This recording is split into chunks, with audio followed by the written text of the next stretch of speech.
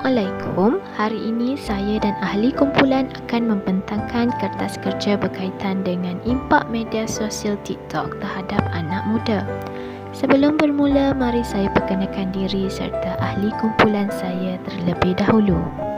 Saya Nur Ayuni binti Muhammad Suhaimi. Yang kedua Nurhana Alia binti Johari. Yang ketiga Wan Nur Natasha binti Wan Naziron.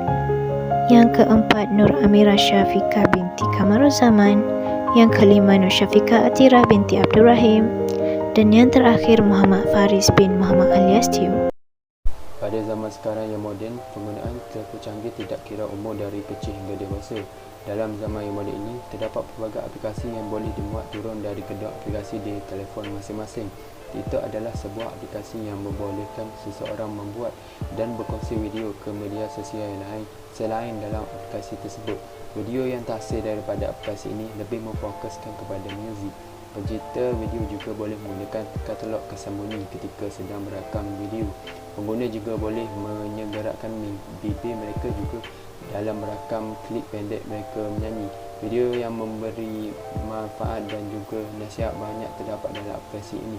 Contohnya video DIY untuk membuat sesuatu reka bentuk dan lakaran komedi. Implikasi sosial media dalam pandangan Islam. Penceramah dari negara jiran, Ustaz Adi Hidayat menerangkan bagaimana hukum penggunaan aplikasi TikTok. Beliau mengatakan bahawa perkara-perkara yang tidak memberi kebaikan kepada seseorang maka hukumnya makruh. Beliau juga mengatakan bahawa perkara yang dapat menimbulkan maksiat sudah tentu hukumnya haram, perbuatan yang jelas haram dalam syariat Islam. Seperti melakukan transaksi dengan auratnya terbuka, perbuatan tersebut boleh mengakibatkan timbulnya nafsu syahwat. Perbuatan-perbuatan yang menimbulkan nafsu syahwat atau perkara yang bertentangan dengan ajaran agama, maka ia adalah termasuk dalam kategori haram hukumnya. Pengguna aplikasi TikTok yang melakukan gerakan tarian yang mengikut irama muzik yang dimainkan, baik itu pengguna perempuan atau lelaki, sebaik-baiknya dielakkan. Perbuatan tersebut mungkin boleh menimbulkan nafsu syahwat seseorang ketika menonton klip video tersebut. Kita seharusnya bijak dalam menggunakan aplikasi itu kerana ia bergantung pada cara penggunaan. Selain itu, terdapat juga seseorang atau orang lain yang menggunakan platform itu sebagai tempat dakwah ataupun saranan ketika menghadapi situasi sekarang, iaitu dilanda COVID-19 yang sangat memberi manfaat kepada mereka yang menonton klip video tersebut. Irsyad Al-Fatwa siri ke-472 menerangkan bahawa hukum penggunaan aplikasi TikTok mempunyai 3 hukum yang telah disenaraikan, iaitu makruh, haram dan dibenarkan. Pada umumnya, setiap aplikasi media sosial seperti YouTube, Twitter, Facebook, Instagram dan TikTok yang digunakan untuk perkara yang mendatangkan manfaat kepada pengguna atau orang lain adalah dibenarkan. Pengguna yang mempunyai kesedaran diri hendaklah mengurus setiap aplikasi dengan membawanya ke arah jalan yang memberi manfaat seperti memberi pendedahan untuk tujuan ilmu. Oleh yang sedemikian, hukum boleh berubah kepada hukum lain berdasarkan cara penggunaan aplikasi tersebut oleh penggunanya. Oleh itu, apa yang dapat disimpulkan bahawa lebih baik jangan melakukannya kerana ia merupakan perbuatan yang tidak disukai, lebih-lebih lagi perbuatan yang boleh menimbulkan nafsu syahwat seseorang ketika menontonnya dan amat diharamkan dalam nilai agama. Kesannya, dengan adanya aplikasi TikTok seolah-olah menghalalkan muzik yang menggairahkan. Objektif TikTok yang pertama adalah untuk mengenal pasti medium yang boleh memberi kesedaran kepada manusia agar lebih mementingkan akhirat, kerana keseronokan di dunia hanyalah sementara. Sebagaimana yang kita tahu, medium atau aplikasi yang dinamakan sebagai TikTok ini juga terdapat banyak maklumat berkaitan ceramah agama serta penceritaan sirah-sirah Nabi. Hal ini dapat membuka minda remaja dan juga semua tahap usia untuk lebih mempelajari ilmu agama. Sebagai contoh, video yang berisi maklumat berkaitan adab berguru dalam arus pemodenan. Seterusnya, objektif TikTok juga adalah untuk menganalisa kaedah yang sesuai agar dapat melahirkan manusia yang tidak mudah terpengaruh dengan hal duniawi dan pandai menggunakan teknologi terkini dengan cara yang benar. Kita dapat lihat bahawa semakin hari semakin ramai orang yang terleka dengan hal duniawi dan arus pemodenan globalisasi yang pesat pada masa kini. Sememangnya benar, kita digalakkan mengikuti perkembangan semasa, tapi janganlah sehingga ia menjadi sebab untuk mempengaruhi kita dengan hal duniawi semata-mata. Dalam hal ini, kita seharusnya bertanggungjawab dengan menggunakan teknologi terkini dengan cara yang betul. Objektif TikTok yang ketiga adalah untuk mengubah suai diri agar tidak ketinggalan dari perkembangan semasa teknologi terkini dan sentiasa mendapat ilmu yang berguna serta bermanfaat dari video tersebut. Dalam era globalisasi, penguasaan ilmu dalam pelbagai bidang sememangnya penting dan perlu diberikan perhatian yang utama. Hal ini kerana tuntutan zaman telah membuktikan bahawa ilmu dan pengetahuan akan menjamin kejayaan seseorang itu jika digunakan dengan bijaksana. Oleh itu, semua orang hendaklah berusaha untuk mencari seberapa banyak ilmu yang mungkin untuk kesejahteraan hidup. Seperti kata-kata hikmat ilmu itu pelita hidup. Jadi semua orang khususnya para remaja perlu memanfaatkan masa ketika muda ini untuk mencari ilmu sebanyak yang mungkin. Seterusnya adalah isu permasalahan. Permasalahan yang akan dibincangkan telah dibahagikan kepada dua.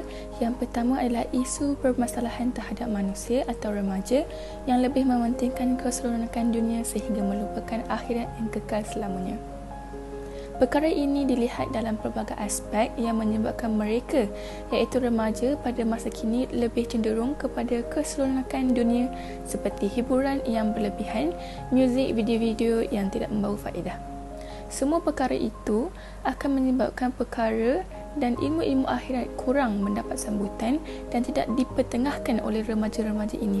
Sedangkan akhirat adalah satu perkara yang pasti berlaku dan kita sebagai umat Islam wajib mempercayainya.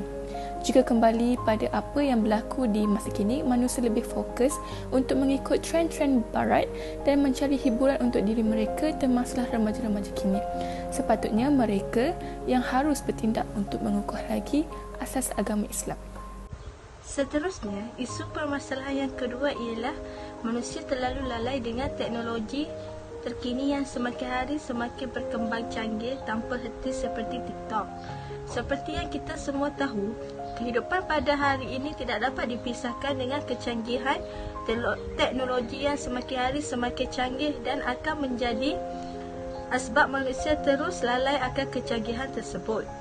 Sebagai contoh, kecanggihan dalam penggunaan aplikasi TikTok. Menerusi aplikasi TikTok ini, manusia terutamanya golongan remaja dapat melayari aktiviti-aktiviti media sosial tanpa batas dan bebas untuk melakukan apa saja.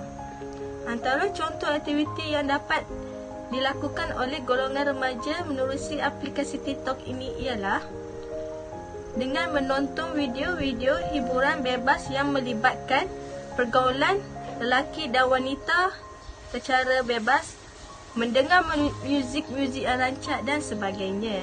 Hal ini akan menjadikan manusia akan terus lalai. Seterusnya adalah punca atau faktor yang berkaitan dengan isu permasalahan yang dibincangkan sebelum ini. Antara faktor atau punca yang menyebabkan permasalahan yang dinyatakan sebelum ini berlaku adalah yang pertama kerana sifat remaja itu sendiri yang inginkan kebebasan dunia. Remaja boleh diklasifikasikan sebagai golongan yang sentiasa inginkan pembaharuan, aktif, cabaran serta obses terhadap sesuatu perkara. Mereka tidak suka untuk dipaksa untuk melakukan sesuatu. Jadi kita dapat melihat bahawa mereka bebas untuk melayari dan menonton apa sahaja video atau aplikasi dan tidak dipantau oleh orang dewasa, terutamanya ibu bapa. Aplikasi TikTok yang apabila ditanya kepada remaja sudah pasti aplikasi ini ada di dalam telefon pintar mereka. Dengan melayari aplikasi TikTok ini, mereka dapat merasakan kebebasan kerana terlalu banyak video-video yang berbagai dalam aplikasi itu. Seterusnya, faktor yang menyebabkan permasalahan yang dinyatakan berlaku ialah kerana kurangnya didikan agama yang diberikan kepada mereka, iaitu golongan remaja. Perkara ini dapat dinyatakan kerana ada segelintir golongan ibu bapa yang tidak mengambil berat tentang ilmu akhirat dan hanya mementingkan anak mereka berjaya dengan ilmu duniawi sahaja. Dengan kata lain, nilai kepribadian Islam yang kurang diterapkan dalam diri remaja menjadi punca mereka mudah terpengaruh dengan budaya luar yang negatif seperti menerusi penggunaan aplikasi TikTok ini. Akhir sekali, faktor atau punca yang menyebabkan permasalahan yang dinyatakan sebelum ini berlaku kerana remaja sering mengikut trend-trend yang dilakukan oleh orang luar negara dan rakan-rakan mereka yang tular di media sosial seperti aplikasi TikTok. Berjuta-juta remaja di seluruh dunia kini gemar guna aplikasi TikTok semata-mata untuk merakam diri mereka melakukan sesuatu sepanjang 15 saat. Selain itu, di dalam aplikasi TikTok ini juga adanya views atau bilangan orang yang melihat video mereka, dan ini menjadi satu trend bagi anak muda untuk mengikut apa sahaja yang mereka ataupun rakan mereka lakukan tanpa memperdulikan ia sesuai atau tidak, dan ini hanya semata-mata untuk mendapatkan views yang banyak. Apabila mereka mendapat jumlah views yang banyak, secara tidak langsung mereka akan merasa ketagih dan akan sering menggunakan aplikasi itu. Seterusnya, kesan penggunaan media sosial atau TikTok terhadap anak muda. Yang pertamanya ialah kesan terhadap diri sendiri. Antara kesan yang terjadi pada diri sendiri ialah kehidupan menjadi tidak tenang kerana terlalu mementingkan hal duniawi seperti hiburan. Selain itu, diri sendiri akan mudah terpengaruh dengan perkara negatif seperti pergaulan bebas antara lelaki dan perempuan dan akhirnya menyebabkan kehidupan dalam keadaan lalai dan tiada keberkatan hidup. Kesan yang kedua pula ialah kesan terhadap masyarakat. Dalam hal ini, masyarakat akan dipandang hina dan rendah oleh golongan luar dan seterusnya akan berlakunya peningkatan masalah sosial secara berleluasa. Dan akhir sekali, kesan terhadap agama. Sekiranya hal seperti ini tidak dibendung, agama suci Islam akan dipandang rendah oleh pengikut agama lain seperti agama Kristian dan Buddha. Di samping itu, agama Islam juga tidak akan dihormati dan disanjungi oleh pihak luar kerana agama Islam itu sendiri tidak menunjukkan contoh yang baik kepada masyarakat luar. Di samping itu, untuk seseorang insan itu berubah ke arah yang lebih baik, mereka perlu faham tentang konsep dan maksud sebenar fungsi dan matlamat seseorang insan itu diciptakan. Di samping itu, Allah telah menciptakan manusia dengan fungsi dan tujuan yang utama. Berdasarkan surah Al-Baqarah ayat 30, antara salah satu sebab mengapakah Allah menciptakan manusia adalah untuk menjadi khalifah di muka bumi. Maka, manusia wajib melaksanakan tugasnya sebagai seorang khalifah dengan berlandaskan syariat Islam dan menghindarkan diri daripada melakukan nahi mungkar. Seterusnya, fungsi manusia diciptakan oleh Allah adalah untuk mengabdikan diri kepada Allah. Oleh itu, setiap yang bernyawa mestilah menundukkan diri dengan melaksanakan perintah Allah dan meninggalkan larangannya. Selain itu, manusia juga diciptakan untuk menyebarkan dakwah. Manusia seharusnya menggunakan medium yang ada, terutamanya pada zaman modernisasi ini. Dengan adanya kehadiran pelbagai bentuk media sosial, maka ianya akan lebih mudah lagi penyebaran dakwah di kalangan manusia. Seterusnya, cadangan ke arah perubahan bagi sikap lalai. Cadangan yang pertama ialah menghadkan masa penggunaan media sosial. Setiap pengguna media sosial seperti aplikasi TikTok mesti berhadapan dengan sikap lalai ketika bermain telefon pintar. Oleh itu, cadangan ke arah perubahan bagi sikap lalai boleh dikurangkan dengan menghadkan masa untuk bermain sosial media.